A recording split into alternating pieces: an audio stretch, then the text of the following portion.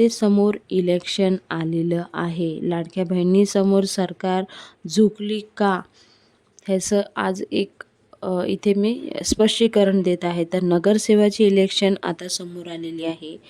नंतर महानगरची जी पालिकाची इलेक्शन आहे ते समोर आलेले आहे.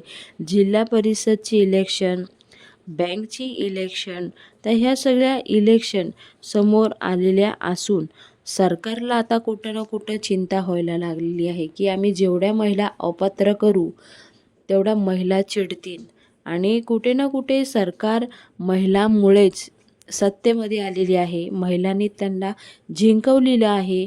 आता ह्याच महिला आम्हाला पुन्हा हरवायची शक्यता आहे, म्हणजे सत्तेमधून निघून जाण्याची शक्यता आहे. म्हणून सरकारने आता हे जे तपासणी प्रक्रिया हातात घेतलेली आहे, म्हणूनच सरकार